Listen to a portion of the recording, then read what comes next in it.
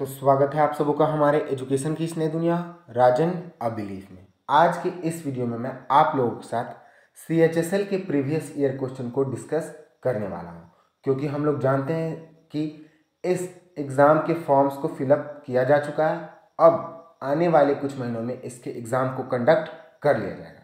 तो मेरा मानना ये है कि अगर हम लोग CHSL हो या फिर कोई भी एग्ज़ाम हो और उस एग्ज़ाम के प्रीवियस ईयर क्वेश्चन को सॉल्व करते हैं तो आने वाले एग्जाम्स में क्या पूछा जाएगा उसका बारे में एक आइडिया लगा सकते हैं। तो उसी को ध्यान में रखकर और इसी उद्देश्य के साथ मैं CHSL के प्रीवियस ईयर क्वेश्चन को डिस्कस करने जा रहा हूं। मैं बता दूं कि हर एक प्रश्न को मैं फुल एक्सप्लेनेशन के साथ डिस्कस करूंगा, तो आप लोग बने रहें मेरे वीडियो के साथ। अब चलिए क्वेश्चन नंबर 1 को डिस्कस करते हैं। पहला प्रश्न, भारत का दूसरा सबसे बड़ा नदी बेसिन है जो देश के 10% क्षेत्र को कवर करता है। तो भारत का दूसरा सबसे बड़ा नदी बेसिन गोदावरी है जो देश के 10% क्षेत्र को कवर करता है। अच्छा, यहाँ पे प्रश्न पूछा है कि भारत का दूसरा सबसे बड़ा। अगर मैं आपसे प्रश्न पूछूं कि भारत का सबसे बड़ा नदी बेसिन कौन सा है, तो उसका जो उत्तर होगा गंगा होगा। यानी कि गंगा नदी जो है और गंगा बेसिन जो है वो भारत का सबसे बड़ा नदी बेसिन है। और दूसरा की बात करें तो गोदावरी। अच्छा, जब गोदावरी की बात करें तो इससे एक और प्रश्न पूछता है। जब आपसे प्रश्न पूछे केवल भारत का दूसरा सबसे बड़ा नदी बेसिन कौन सा है, तो गोदावरी। वही अगर इस प्रश्न को बदल कर पूछे कि प्रायद्वीपीय भारत का यानी कि दक्षिण भारत या फिर बोले साउथ इंडिया की सबसे बड़ा नदी बेसिन कौन है, तब सबसे बड़ा नदी बेसिन में गोदावरी हो जाती है। वही अगर दूसरी सबसे बड़ी नदी बेसिन साउथ इंडिया की बात करें तो कृष्णा है। और वही प्रायद्वीपीय भारत या फिर साउथ इंडिया के तीसरे सबसे बड़ी नदी बेसिन की बात करें तो वो महानदी है। तो इन प्रश्नों को और इन सारी पॉइंट्स को आपको याद रखना है। एग्जाम्स में क्या पूछेगा किसी को कुछ पता नहीं है। तो क्वेश्चन नंबर 1 का ऑप्शन डी सही है। नेक्स्ट क्वेश्चन, भारतीय संविधान के किस अनुच्छेद में यह उल्लेख किया गया है कि लोकसभा में एक अध्यक्ष और एक उपाध्यक्ष होना चाहिए? तो भारतीय संविधान के अनुच्छेद 93 में यह उल्लेख किया गया है कि लोकसभा में एक अध्यक्ष और एक उपाध्यक्ष होना चाहिए। तो क्वेश्चन नंबर 2 का ऑप्शन ए सही है। अच्छा, अगर दिए गए ऑप्शंस की बात करें तो दिए गए ऑप्शंस में एक अनुच्छेद यानी कि आर्टिकल 85 जो है मेरे हिसाब से इम्पोर्टेंट है और इससे प्रश्न पूछे भी गए हैं और हो सकता है कि प्रश्न पूछे जा सकते हैं। अब क्यों इम्पोर्टेंट है? क्योंकि आर्टिकल 85 में संसद में होने वाले सभी प्रकार के सत्र या फिर बैठक के बारे में उल्लिखित या जानकारियां दी गई है। तो हो सकता है आपसे पूछे कि संसद में होने वाले सत्र से संबंधित कौन सा अनुच्छेद है, तो आपका जो उत्तर होगा वो 85 होगा।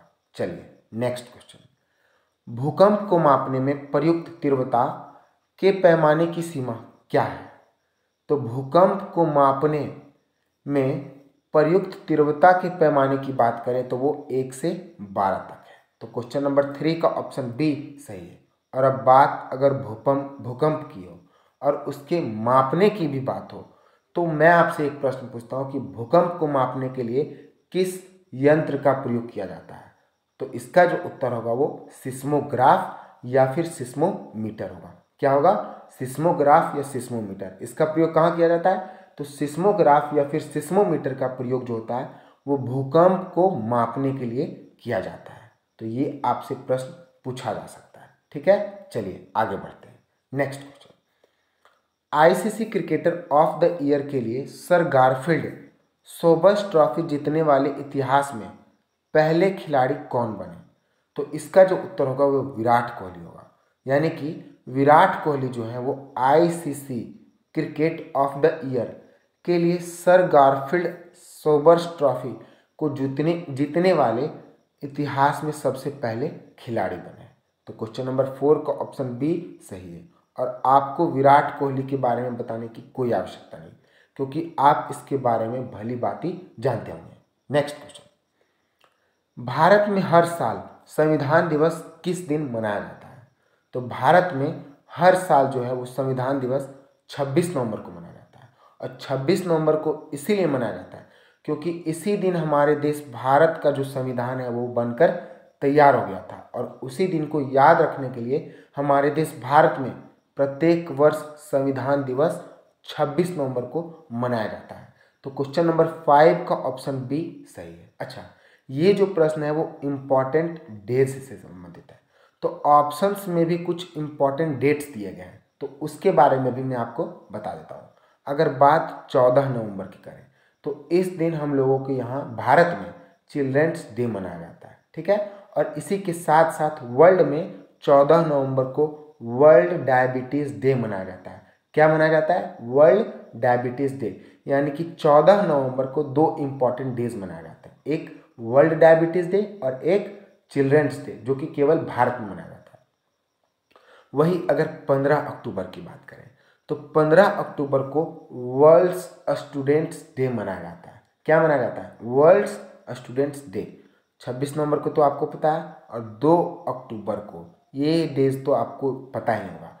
इस दिवस को महात्मा गांधी का जन्म हुआ था, और इसी दिन को इनके सम्मान के रूप में हम लोग international day of non violence यानी कि अंतर्राष्ट्रीय अहिंसा दिवस मनाते हैं। कब मनाते हैं? तो 2 अक्टूबर को। यानी कि इस एक प्रश्न से हम लोगों को 4 से 5 और 6 तक इम्पॉर्टेंट डेज रिवाइज हो गया।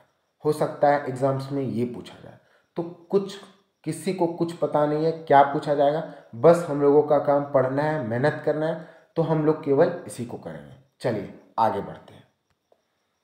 सितंबर 2019 को कार्बन न्यूट्रल नाव श्रेणी में संयुक्त राष्ट्र ग्लोबल क्लाइमेट एक्शन अवार्ड के लिए निम्नलिखित में से किस कंपनी को चुना गया था?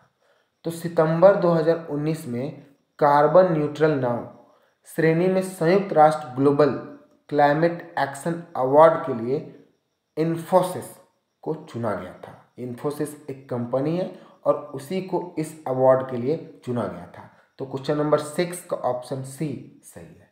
अब यहाँ पे दो प्रश्न होता है, एक कार्बन न्यूट्रल नाम क्या है और एक इन्फोसिस के बारे में मैं आपको बताता हूँ।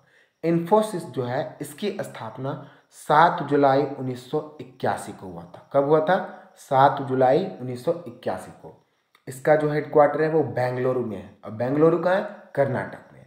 आप चीज़ों को रिलेट करके भी चीज़ों को याद कर सकते हैं। इस तरह चीज़ें लंबी समय तक याद होती हैं, तो चीज़ों को रिलेट करना सीखें। अच्छा, अगर इन्फोसिस के एमडी और सीईओ की बात करें तो उनका नाम जो है वो सालील परेख है। क्या है? सालील, SALIL, और परीख, PAREKH। ठीक है, चलिए तो क्वेश्चन नंबर 6 का ऑप्शन जो है वो 6C सही है। नेक्स्ट क्वेश्चन, आतिश-ए-चिनार किस राजनेता की आत्मकथा है? तो आतिश-ए-चिनार जो है वो शेख मोहम्मद अब्दुल्ला की आत्मकथा है। किसका है? शेख मोहम्मद अब्दुल्ला की आत्मकथा है, और इन्हीं के द्वारा इनकी ये पुस्तक को लिखा गया था, और इनकी इस पुस्तक के कारण इन्हें 1988 में मरणोपरांत साहित्य अकादमी पुरस्कार से सम्मानित किया गया था। तो आपको इस ईयर को भी याद रखना है कि पूछ देगा प्रश्न में कि शेख मोहम्मद अब्दुल्ला को उनके आत्मकथा पुस्तक आतिश-ए-चिनार के लिए किस वर्ष साहित्य अकादमी पुरस्कार से सम्मानित किया गया था? तो आपका जो उत्तर होगा वो 1988 होगा। अच्छा, ये तो शेख मोहम्मद अब्दुल्ला की बात है। अब दिए गए 3 और बच जाते हैं, 3 महापुरुष हैं जो कि बच जाते हैं। ठीक है, पहले APJ अब्दुल कलाम की बात करें तो APJ अब्दुल कलाम ने भी अपनी आत्मकथा को लिखा है, और उनका आत्मकथा का नाम विंग्स ऑफ फायर है। क्या है? Wings of fire. तो हो सकता है आने वाले एग्जाम्स में आपको पूछ दे कि विंग्स ऑफ फायर निम्नलिखित में से किसकी आत्मकथा है? तो आपका जो उत्तर होना चाहिए वो क्या होगा? APJ अब्दुल कलाम होगा। अच्छा, इन्होंने इस पुस्तक को यानी कि विंग्स ऑफ फायर को 1999 में प्रकाशित किया था, तो हो सकता है इसे भी प्रश्न पूछ दें। और अगर बात APJ अब्दुल कलाम की करें तो ये हमारे देश के 11वें राष्ट्रपति रहे, तो हो सकता है वो भी पूछ दें। अब बात अगर बेनजीर भुट्टो की करें तो बेनजीर भुट्टो ने भी एक आत्मकथा लिखी है और इनकी आत्मकथा का नाम मेरी आप बेटी है। क्या है? मेरी आप बेटी है। अच्छा, बेनजीर भुट्टो कौन है? तो बेनजीर भुट्टो जो है वो पाकिस्तान के 11वें प्रधानमंत्री हैं। तो इनके नाम भी आपको याद रखना है। अब अंतिम में बचा एम हिदायतुल्लाह। तो एम हिदायतुल्लाह के नाम तो आप पहले भी सुने थे होंगे, क्योंकि एम हिदायतुल्लाह जो है वो हमारे देश के, भारत के प्रथम मुस्लिम मुख्य न्यायाधीश थे। कौन है? हमारे देश भारत के प्रथम मुस्लिम मुख्य न्यायाधीश थे। ठीक है, और ये हमारे देश के उपराष्ट्रपति रह चुके हैं। अच्छा, हम तो बात अभी आत्मकथा की कर रहे हैं, तो आत्मकथा, इनकी आत्मकथा का नाम क्या है? इनकी जो आत्मकथा का नाम है वो माई आउन बोसवेल है। क्या है? माई आउन बोसवेल है। तो हो सकता है इनके आत्मकथा का नाम पूछ दे। क्या पूछेगा? मैं फिर से बोल रहा हूँ, क्या पूछेगा? किसी को कुछ पता नहीं। तो हम लोगों को रिवाइज करने के साथ साथ चलना है, चीज़ों को याद करके चलना है, ताकि कुछ भी पूछे हम लोग तैयार रहें और उस प्रश्न का उत्तर दे सकें। चलिए आगे बढ़ते हैं। नेक्स्ट क्वेश्चन, भारत छोड़ो आंदोलन के दौरान मुंबई के ग्वालियर टैंक मैदान में भारतीय राष्ट्रीय कांग्रेस का झंडा फहराने के लिए कौन जाना जाता है? तो भारत छोड़ो आंदोलन के दौरान मुंबई के ग्वालियर टैंक मैदान में भारतीय राष्ट्रीय कांग्रेस का झंडा फहराने के लिए अरुणा आसफ अली को जाना जाता है। तो क्वेश्चन नंबर 8 का ऑप्शन ए सही है। अच्छा, यहाँ पे आ गया भारत छोड़ो आंदोलन। तो इसे किस वर्ष किया गया था? इस आंदोलन को कब शुरू किया गया था वो पूछ सकता है, और इसे एमटीएस के 2019 के प्रश्न में ही पूछा है। मैंने इसे अपने वीडियो में डिस्कस किया है, इसलिए मुझे याद है। तो इसे कब किया गया था? तो 1942 में इसे शुरू किया गया था। किसे? भारत छोड़ो आंदोलन को। तो हो सकता है आपको फिर से इस प्रकार प्रश्न पूछ दे। ठीक है, चलिए नेक्स्ट क्वेश्चन, इंसुलिन की कमी के कारण कौन सा बीमारी होता है? तो इंसुलिन की कमी के कारण मधुमेह की बीमारी होती है। तो अगर अन्य ऑप्शंस की बात करें, स्क्लेरोडर्मा या फिर मल्टीपल स्क्लेरोडर्मा, ये दोनों डिजीज जो है वो स्किन से डिजीज है, स्किन से रिलेटेड है। और ये डिजीज इसलिए होते हैं, वो हमारे इम्यून सिस्टम में प्रॉब्लम्स होने के कारण होती है। क्या होती है? स्क्लेरोडर्मा और मल्टीपल स्क्लेरोडर्मा। अगर बात हम लोग संधि शोथ की करें, तो संधि शोथ जो है वो वृद्धा, मतलब कि एज जैसे जैसे ढलते जाता है उस अनुसार से यह रोग लोगों को होता है, और इसे इंग्लिश में ज्वाइंट इन्फ्लेमेशन या फिर आर्थराइटिस भी बोला जाता है। इसमें क्या होता है कि जैसे जैसे उम्र ढल जाती है उसी प्रकार हड्डियों के बीच में दर्द होना शुरू हो जाता है, उसी को क्या कहते हैं? Joint inflammation. तो क्वेश्चन नंबर 9 का जो है वो ऑप्शन सी सही है। नेक्स्ट क्वेश्चन, किस वन को मानसून वन भी कहा जाता है? तो किस वन को मानसून कहा जाता है? मानसून वन को एक और नाम से जाना जाता है, उसका नाम उष्णकटिबंधीय पर्णपाती वन है। अब बात मानसून वन या उष्णकटिबंधीय पर्णपाती वन की आ गई, तो मैं आपको इसके बारे में कुछ इंपॉर्टेंट पॉइंट्स के बारे में बताता हूँ। ठीक है, यहाँ पर जो वर्षा होता है वो 75 से 100 सेंटीमीटर के बीच में होती है। कहाँ पर? मानसून वन में। यहाँ पर तापमान 16 से 22 या फिर कुछ आगे पीछे 1-2 पॉइंट्स आगे पीछे हो सकते हैं से डिग्री के बीच होती है।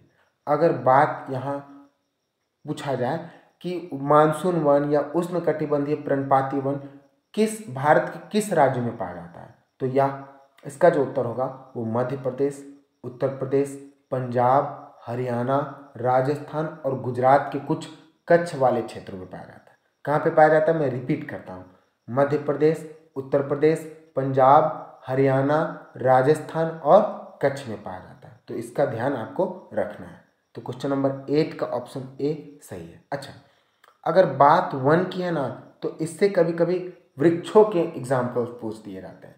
होता क्या है, एग्जाम्पल्स में क्या पूछता है कि एक वृक्ष का नाम दे देगा और पूछेगा कि यह वृक्ष किस वन का उदाहरण है।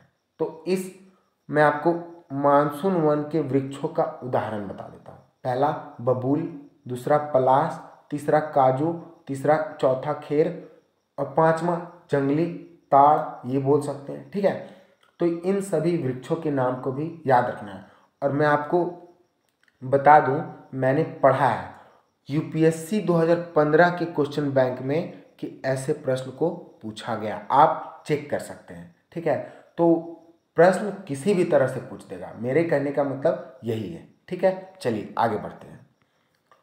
2 दिसंबर 2019 को भारतीय नौसेना की पहली महिला पायलट कौन बनी थी? तो इसका जो उत्तर होगा वो आपको पहले से ही में पता होगा, क्योंकि जब ये महिला भारतीय नौसेना की पहली महिला पायलट बनी थी तो चर्चे में खूब रही थी, और जिनका नाम है शिवांगी। यानी कि शिवांगी ही वो पहली भारतीय महिला है जो भारतीय नौसेना को पहली भारतीय महिला पायलट बनी थी। तो क्वेश्चन नंबर 11 का ऑप्शन ए सही है। अच्छा, अब बात अन्य ऑप्शंस की करें तो इन ऑप्शंस में जो नाम है, महिलाओं का नाम है, इन्होंने भी पायलट के रूप में काम किया है। तो कौन कब कैसे काम किया वो मैं बताता हूँ। पहले मैं पुनीता अरोड़ा के बारे में बताता हूँ। पुनीता अरोड़ा जो है वो भारत सशस्त्र बल के लेफ्टिनेंट बनने वाली भारत की पहली महिला और भारतीय नौसेना का पहला वाइस एडमिरल है। क्या है, ध्यान रखिएगा, ये जो मैं बता रहा हूँ हो सकता है एग्जाम्स में पूछा जा सके। अगर बात भावना कंठ की करें तो इसका नाम तो आप हाल ही में न्यूज़ में सुने होंगे कि भावना कंठ जो है अभी हाल ही में हुए 26 जनवरी 2021 को गणतंत्र दिवस में परेड में पार्टिसिपेट की थी, और ये परेड में पार्टिसिपेट करने वाली पहली महिला पायलट थी। अब बात अगर सरला ठकराल की करें तो सरला ठकराल का नाम भी इम्पॉर्टेंट है, क्योंकि इन्होंने वर्ष 1936 में पहली भारतीय महिला पायलट का रूप लिया था। ठीक है, तो हर एक नाम इस प्रश्न में इंपॉर्टेंट है, सबके नाम को आपको याद रखना होगा। नेक्स्ट क्वेश्चन, कोलकाता में भारतीय सांख्यिकी संस्थान की स्थापना किसने की थी? तो कोलकाता में जो है वो भारतीय सांख्यिकी संस्थान की स्थापना प्रशांत चंद्र महालनोबिस के द्वारा की गई थी। तो क्वेश्चन नंबर 12 का ऑप्शन ए सही है। अच्छा, अभी यहाँ पर प्रश्न पूछा है कि कोलकाता में भारतीय सांख्यिकी संस्थान की स्थापना किसने की थी? तो अगले बार हो सकता है कि क्वेश्चन पूछ दे कि कोलकाता में भारतीय सांख्यिकी संस्थान की स्थापना कब की गई थी। तो इसका जो उत्तर होगा वो यहाँ तो ऑप्शन दिया ही नहीं, इसका उत्तर होगा 1931। यानी कि प्रशांत चंद्र महालनोबिस ने 1931 में कलकत्ता में भारतीय सांख्यिकी संस्थान की स्थापना की थी। तो इसे आपको याद रखना है। नेक्स्ट क्वेश्चन, जंग लगने से बचाने के लिए लोहे पर एक सुरक्षात्मक जस्ता को टीम किस प्रकार में होती है? क्या? हाँ, जंग लगने से बचाने के लिए लोहे पर एक सुरक्षात्मक जस्ता को किस प्रक्रिया में होती है? तो ऐसा जो होता है वो गैल्वेनाइजेशन प्रक्रिया में होता है। गैल्वेनाइजेशन प्रक्रिया में क्या होता है कि अगर एक हमारे पास लोहे का रॉड हो तो उसे जो है जंग लगने से बचाने के लिए उस पर हम लोग जिंक को कोट करते हैं, जिंक के कवर को चढ़ा देते हैं ताकि ये जंग ना लगे। तो उसी प्रोसेस को जो है वो हम लोग क्या बोलते हैं? गैल्वेनाइजेशन बोलते हैं। तो क्वेश्चन नंबर 13 का ऑप्शन ए सही है। आपको इस प्रकार के हर एक प्रकार के प्रोसेस को याद करना होगा, क्योंकि हो सकता है अगले बार अगला प्रोसेस का एग्जाम्पल दे दे या फिर उससे प्रश्न पूछ दे, तो तैयार रहना आपको। नेक्स्ट क्वेश्चन, सागा दाव सबसे बड़े बौद्ध त्योहारों में से एक है, निम्नलिखित में से किस राज्य में मनाया जाता है?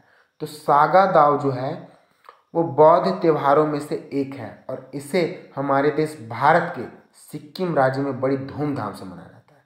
तो क्वेश्चन नंबर 14 का ऑप्शन बी सही है। और इसे मैं आपको बता दूं कि हर एक साल के चौथे महीने में इसे धूमधाम से सिक्किम में मनाया जाता है। अच्छा, अब बात अगर ऑप्शंस की करें तो झारखंड में सबसे प्रसिद्ध त्यौहार क्या है? झारखंड में सबसे प्रसिद्ध त्यौहार जो है वो सरहुल है, और ये सरहुल प्राकृतिक पर्व के रूप में भी जाना जाता है। कहाँ पर? झारखंड में। अगर बात उड़ीसा की करें तो यहाँ पे तो बहुत सारे प्रसिद्ध त्यौहार हैं, जिसमें से कुछ नाम बताऊं तो उसमें आ जाएगा नुआखाई उत्सव। क्या? नुआखाई उत्सव। और दूसरा कोणार्क महोत्सव, तीसरा धानु यात्रा। तो ये ऐसे 3 नाम हैं जो कि उड़ीसा में प्रसिद्ध त्यौहार के रूप में जाने जाते हैं। अब बात केरल की करें तो केरल तो अपनी बहुत पुरानी परंपरा को अब तक चलाते आ रहा है। अब वहाँ पे सबसे प्रमुख त्यौहार का जो नाम है वो ओनम, थिरुओनम है। क्या है? पुलकम। क्या है? पुलकम। और इसे दूसरे नाम से बात करें तो उसको ओनम तिरुओनम के नाम से भी जाना जाता है। ये होता क्या है? यह नावों का दौड़ होता है। मतलब कि केरल में नाव का एक रेस रखा जाता है और इस रेस को देखने के लिए विदेश से भी लोगों को आते हैं। तो इसका नाम याद रखना है। क्या है? पुलकम। तो इस प्रश्न से हमें इतनी जानकारी मिलती है। नेक्स्ट क्वेश्चन, मानव हृदय की अलिंद की दीवार बहुत महत्वपूर्ण एटायर्ड हार्मोन को छोड़ती है। तो दिए गए 4 ऑप्शंस में से आपको एक चुनना है। मैं आपको बता दूं कि मानव हृदय की अलिंद की दीवार बहुत महत्वपूर्ण अटायर जो हार्मोन छोड़ती है उसका नाम ANF है। क्या है? ANF। तो क्वेश्चन नंबर 15 का ऑप्शन बी सही है। नेक्स्ट क्वेश्चन, 2018 के लिए 66वें दादा साहब फाल्के पुरस्कार के लिए बॉलीवुड के किस दिग्गज को चुना गया था? तो 2018 में 66वें दादा साहब फाल्के पुरस्कार के लिए अमिताभ बच्चन को चुना गया था। तो क्वेश्चन नंबर 16 का ऑप्शन बी सही है, सी सही है। अब बात अगर दादा साहब फाल्के पुरस्कार की करें तो इसे जो है वो 1969 में शुरू किया गया था, यानी कि 1969 में इस अवार्ड को शुरू किया गया था। यह भारत सरकार के द्वारा सिनेमा के क्षेत्र में प्रसिद्ध व्यक्ति को दिया जाता है, यानी कि आजीवन योगदान के देने वाले व्यक्तियों को सिनेमा में भारत सरकार के द्वारा इस सम्मान से उन्हें सम्मानित किया जाता है। और इस सम्मान में दिया क्या जाता है? तो इस सम्मान में जो है वो 10 लाख रुपया और एक गोल्ड मेडल दिया जाता है। ठीक है, तो इसे भी आपको ध्यान में रखना है। नेक्स्ट क्वेश्चन, पंकज आडवाणी ने कितनी बार IBSF वर्ल्ड बिलियर्ड्स चैंपियनशिप जीती? तो पंकज आडवाणी के द्वारा वर्ष 2019 तक की बात कर रहा हूँ मैं। ठीक है, क्योंकि ये जो प्रश्न है वो वर्ष 2020 में पूछा गया था। ठीक है, तो पंकज आडवाणी के द्वारा वर्ष 2019 तक कुल 22 IBSF world billiards championship award को जीता गया था। तो क्वेश्चन नंबर 17 का ऑप्शन बी सही है। नेक्स्ट क्वेश्चन, मेसोस्फीयर के संदर्भ में निम्नलिखित में से कौन सा कथन सही नहीं है? तो प्रश्न को आपको घुमा कर दे सकता है, सही है, सही नहीं है, इस प्रकार से। तो पहले चलिए ऑप्शंस को पढ़ते हैं। यह सीधे समताप मंडल के ऊपर है, तो ये गलत लग रहा है हमको। पहला प्रश्न ही हमको गलत लग रहा है। दूसरा, उल्का पिंड किस परत, इस परत में अंतरिक्ष से प्रवेश करने पर जल जाती है? तीसरा, यह वायुमंडल का तीसरी परत है, तो ये बिल्कुल सही है। तीसरा, चौथा, इस परत में तापमान तेजी से बढ़ने के साथ साथ बहुत तेजी से घटता है, यहाँ पे घटना होना चाहिए।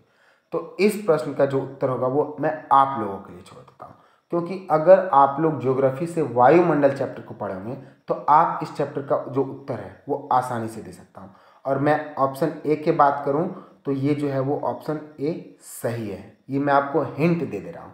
मैंने शुरुआत में बोला कि गलत है, लेकिन मैं आपको बता दूं कि ये जो ऑप्शन है वो ए सही है। चलिए, इसका उत्तर आपको कमेंट सेक्शन में देना है। अगर आप यहाँ तक पहुँचे हैं वीडियो को देखते देखते तो ये पता चलता है कि आप मेरे वीडियो को पसंद कर रहे हैं। तो अगर अच्छा लगे तो लाइक भी करें और अपने दोस्तों के साथ इसे शेयर भी करें, ताकि वो भी अपने गोल्स को अचीव करने में अव्वल हों और सक्षम हों। चलिए आगे देखते हैं। कंप्यूटर में कौन सी इकाई डाटा प्रोसेसिंग के लिए जिम्मेदार होती है और इसे कंप्यूटर का इलेक्ट्रॉनिक मस्तिष्क भी कहा जाता है? तो ये तो आसान सा प्रश्न पूछा गया था। इसका जो उत्तर होगा वो सेंट्रल प्रोसेसिंग यूनिट यानी कि CPU होगा। सेंट्रल प्रोसेसिंग यूनिट कंप्यूटर का जो है वो इलेक्ट्रॉनिक मस्तिष्क भी कहा जाता है और कंप्यूटर में डाटा प्रोसेसिंग के लिए जिम्मेदार यही होती है। तो क्वेश्चन नंबर 19 का ऑप्शन सी सही है। नेक्स्ट क्वेश्चन, मानसिक स्वास्थ्य के बारे में जागरूकता फैलाने के लिए विश्व आर्थिक मंच यानी कि वर्ल्ड इकोनॉमिक फोरम द्वारा दिए गए 2020 में क्रिस्टल अवार्ड के लिए किस भारतीय अभिनेत्री को चुना गया था? आप देख सकते हैं कि अवार्ड से 2 प्रश्न पूछा गया है, तो हो सकता है कि अवार्ड्स आपको इस वर्ष यानी कि 2020 के अंत में या 2021 के अंत में जितने सारे भी अवार्ड्स दिए गए हैं तो उसे आपको याद कर लेना है, हो सकता है वहाँ से प्रश्न पूछ दे। तो इसका जो उत्तर होगा वो दीपिका पादुकोण होगा। दीपिका पादुकोण को मानसिक स्वास्थ्य के बारे में जागरूकता फैलाने के लिए वर्ल्ड इकोनॉमिक फोरम के द्वारा वर्ष 2020 का क्रिस्टल अवार्ड दिया गया था। चलिए आगे बढ़ते हैं। निम्नलिखित में से कौन सा जोड़ा गया है, यानी यहाँ कहने का मतलब है कि निम्नलिखित में से कौन सा जोड़ा गलत है। ठीक है, तो अगर बात ऑप्शन को पढ़ करके करें तो पेडोलॉजी है वो सॉइल के साइंस से रिलेटेड है, फाइटोलॉजी वो स्टडी ऑफ प्लांट है, जल विज्ञान और समुद्र विज्ञान यानी कि हाइड्रोग्राफी और ओशनोग्राफी दोनों वाटर से ही रिलेटेड है मोस्ट ऑफ द। ठीक है, अगर बात इसकी नृविज्ञान और सांस्कृतिक विज्ञान, नृविज्ञान में हो गया स्टडी ऑफ वुमेन और इसमें study of cultures of women, तो कहीं ना कहीं ये दोनों भी इम्पॉर्टेंट और रिलेटेड है। और जनसांख्यिकी यानी कि डेमोग्राफी और यहाँ पे पॉपुलेशन ज्योग्राफी। तो मेरे हिसाब से इस प्रश्न का जो उत्तर होगा वो ऑप्शन ए होगा, यानी कि पेडोलॉजी जो है वो साइंस से रिलेटेड है, साइंस सॉइल के स्टडी से रिलेटेड है, और ये फाइटोफूगोल यानी कि फाइटोग्राफी जो है वो प्लांट के स्टडी से रिलेटेड है। तो इस प्रश्न का उत्तर ऑप्शन ए सही है। अगर आपको किसी भी प्रकार का प्रश्न हो तो आप कमेंट सेक्शन में पूछ सकते हैं, अगर हमसे भी कोई गलती हो तो उसे बता सकते हैं। ऐसा जरूरी नहीं कि as a teacher I will always be right at my place. Okay, so take care about these also. Okay, next question. अब 3 प्रश्न और बचे हैं, 4 प्रश्न। चलिए अब पूरा हो जाएगा, 2 से 3 मिनट और लगेंगे।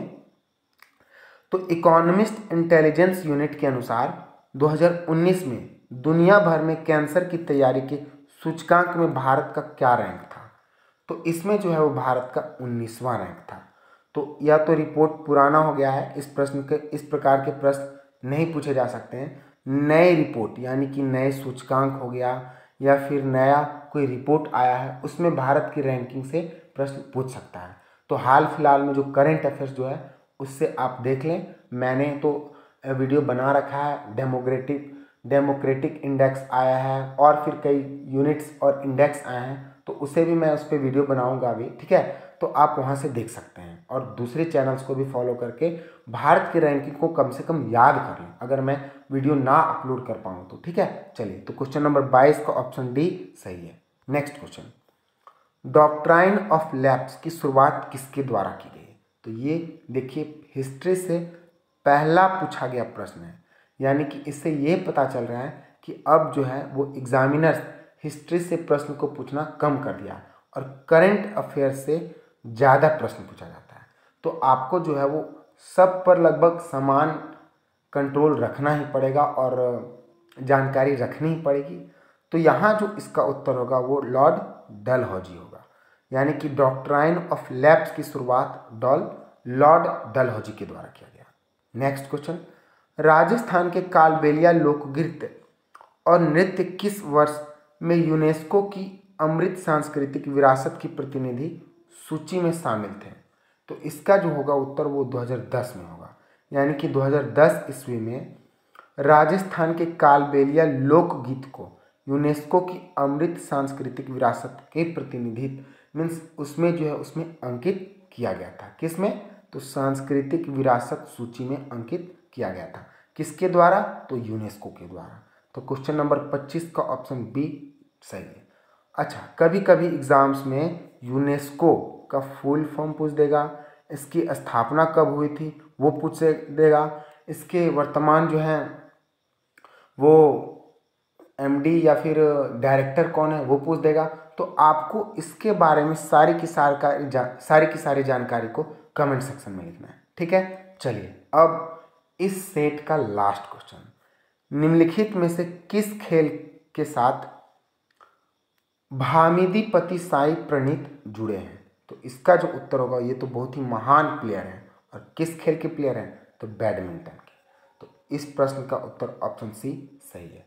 आशा करता हूं कि मेरे द्वारा समझाई गई सारे के सारे पॉइंट्स आप लोगों को समझ में आए और आप जिस एग्जाम्स में तैयारी कर रहे हैं उसमें आप सफल हो, यही मेरी कामना है। All the best, good luck. मैं आप लोगों को नेक्स्ट वीडियो में मिलता हूँ, नेक्स्ट क्वेश्चन के डिस्कशन के साथ मिलता हूँ, नेक्स्ट प्रीवियस ईयर के क्वेश्चन के डिस्कशन के साथ मिलता हूँ। All the best, good luck.